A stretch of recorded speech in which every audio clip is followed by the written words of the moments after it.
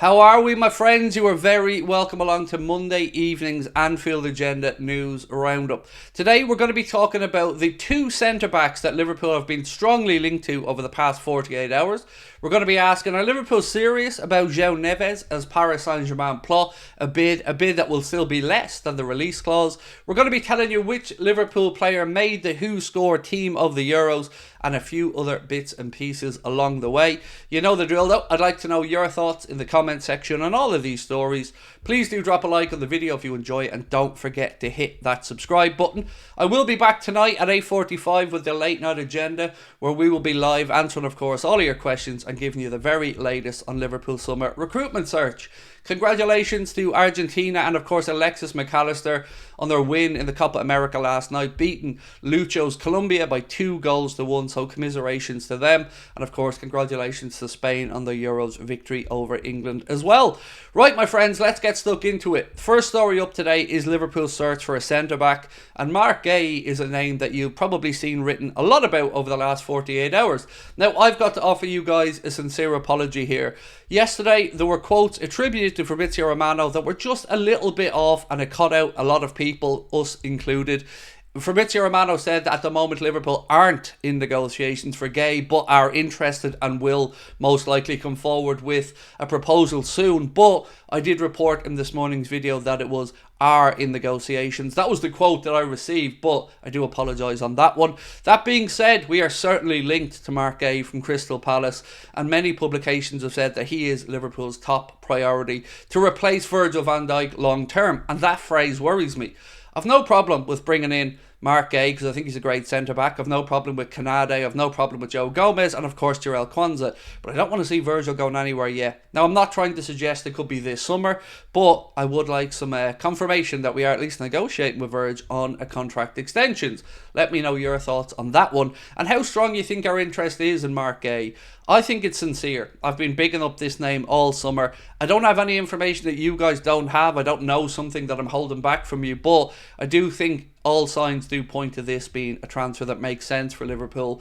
The fee will be about 60 to 65 million, and if you believe reports, Liverpool are going to step up their interest over the next couple of days. All the international tournaments are now over, so of course we can focus on the summer transfer market. I said to you that PSG are coming forward with an offer for a midfielder, João Neves, who Liverpool are also attributed interest in. This piece here, though, coming out of Record in Portugal, said that the offer is going to be way below the release clause and the valuation that Benfica have for the midfielder. They say that Paris Saint-Germain are going to come in with a €75 million offer, and that will be rejected because, of course, as I've said many times, they want the full €120 million release clause. Is he worth that? Well, probably not. But then again, most of these midfield transfers in recent years it's been incredible to see the price of midfielders go up over 100 million. Whether you're talking about Rice, Caicedo, it's just getting ridiculous. So it remains to be seen if Liverpool see value in this signing or not. But he is somebody who we have all seen linked to Liverpool. I mentioned in this morning's video as well about Joe Gomez from Wolves, another name that's been linked. Which one would you prefer? I'd love to know your thoughts. Or would you prefer somebody else entirely different? Now, I want to move on to Alexis Mac Allister. I mentioned him at the start of the video, but his mother, well, she wasn't happy about the way the situation unfolded yesterday outside the Hard Rock Stadium in Miami. She said, his mother Silvina, that the family midfielder, or the midfielder, had to come out and bring his family into the stadium because there was trouble brewing outside. She described it as inhumane. Again, I want to say that safety is paramount in all these situations, and I'm just glad that everybody was safe and well and went home to their families. Now, another centre-back that Liverpool have been linked to, of course, is Gonzalo Inacio from Sporting, and it seems as if it's a coin flip if you look at the media of which one Liverpool are interested in. It seems if we do want Inacio that we're not going to want to pay the €60 million release clause, and it looks like we're trying to negotiate that downwards. Will Sporting Lisbon have any interest in doing that? I really don't know, but I would prefer Marc Guehi personally over Inacio. I feel like if we really wanted to sign Gonzalo Inacio, we'd have done it last summer, when I've mentioned many times we could have got him for €40 million. Now, well, 60 million is his buyout clause. So, Koopmeiners, let's talk about him for a minute. Juventus are plotting a deal that undermines, I guess, their own interest in Teun Koopmeiners. But is it a little bit of shithousery from Juventus? Let's see what I'm on about. So, Teun Koopmeiners is Juventus' #1 target, says this piece, but they are looking at the very player that Atalanta would like to bring in to replace Koopmeiners, who is Matt O'Reilly from Celtic. This piece here said that although they do want to sign Koopmeiners Juventus, they value him at about 40 to 45 million euro, which is below the Atalanta valuation of about 60 million euro, and hence they've turned to Celtic's Matt O'Reilly as a viable option. That, of course, could trigger Atalanta to maybe negotiate with Juventus on Koopmeiners if they think that O'Reilly is their guy. Now, the question that I have here is, are Liverpool going to make a bid?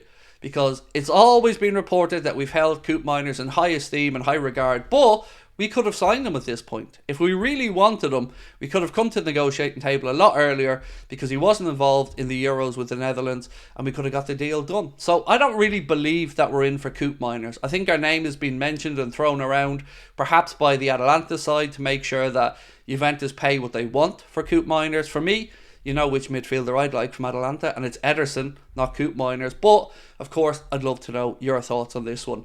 And to finish up today, my friends, I did say to you that one of our players did make the Who Scored Euros team of the tournament. Who am I talking about? I'll give you a second to guess. Have you figured it out yet? It is, of course, Cody Gakpo, and this is the team of the tournament. The goalkeeper, it's the Georgian goalkeeper, whose name I'm not going to try to pronounce. The back four is Kimmich, Biol, Pepe, and Nuno Mendes of Portugal.